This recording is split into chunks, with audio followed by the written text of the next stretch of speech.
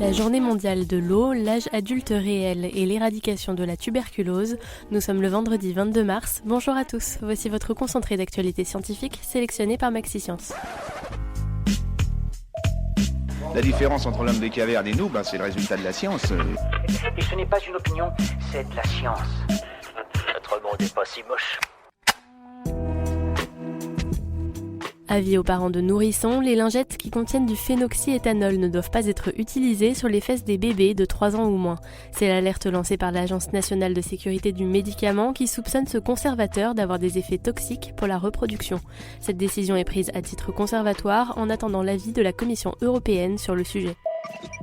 Ce vendredi 22 mars, c'est la journée mondiale de l'eau, l'occasion de mettre en lumière la raréfaction de cette ressource vitale. Selon les chiffres de l'ONU, plus de 2 milliards de personnes dans le monde n'ont toujours pas accès à l'eau potable et à l'assainissement.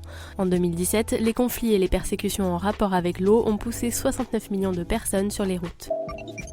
Si vous nous écoutez en buvant votre thé du matin, attention, une récente étude vient de révéler que boire du thé trop chaud augmenterait de 90% les risques de cancer de l'œsophage.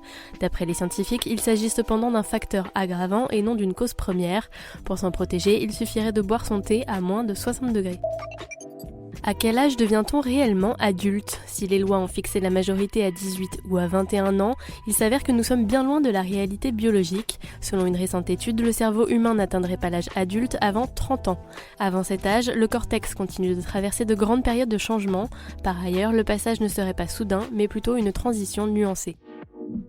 Super, j'adore. Alors écoute-moi bien, je vais essayer d'être clair avec toi. Ouais, génial.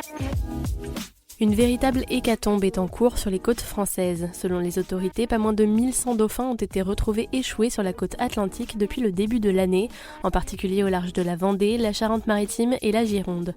La quasi-totalité de ces dauphins portent des traces de capture accidentelle à cause des filets de pêche.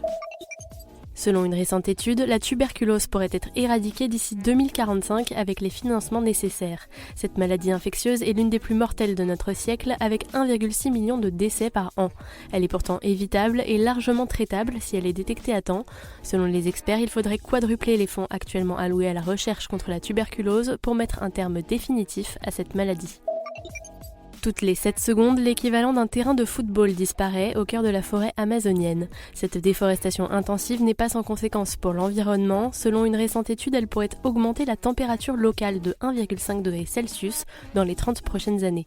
D'après les chercheurs, un changement de politique pourrait cependant l'éviter. En moyenne, traverser l'Atlantique prend aujourd'hui une dizaine d'heures de vol.